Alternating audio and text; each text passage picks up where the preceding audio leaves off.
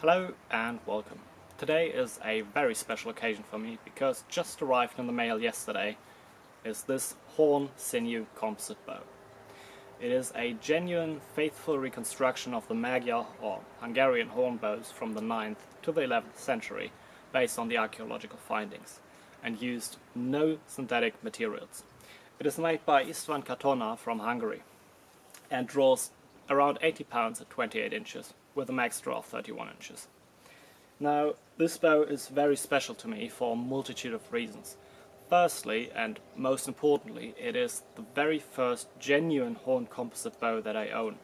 So, if you know anything about horn bows, you know that online you find a lot of information about these regarding how difficult they are to string, to balance, how a horn bow must be treated with a lot more care and effectively taught like a living being almost, to behave properly, unlike a fiberglass bow, for example.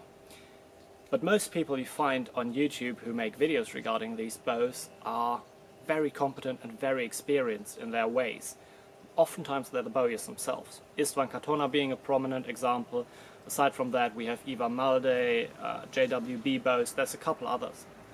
And I thought it might just be an interesting proposition to see what it is like from the perspective of a novice. Because of course the barrier of entrance, starting with price around 1,300 euros at least, is very high, and if you then read that if you use them incorrectly they explode, that can put a lot of people off.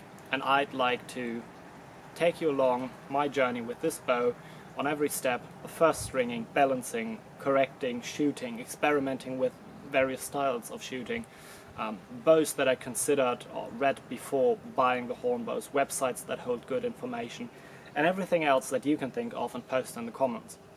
Because I'd like to give the picture of what it is like as a novice using these bows. So if you're interested in me using this bow and seeing how the journey turns out, I would love you to subscribe, leave a comment, leave a like. If you have any subjects you'd like me to cover, then post them down below and I'll try and get back to you. Aside from that, I'm really looking forward to using this bow. I will not be stringing it today because I want to give it a day to acclimatize to my humidity and temperature right here before putting on a string. And once it's done, of course, I will film the first stringing and the shooting and everything else. I hope to take you along for the journey. If you have any questions or comments, please leave them down below. I'm very happy to answer them. Until then, thank you for watching and see you next time. Goodbye.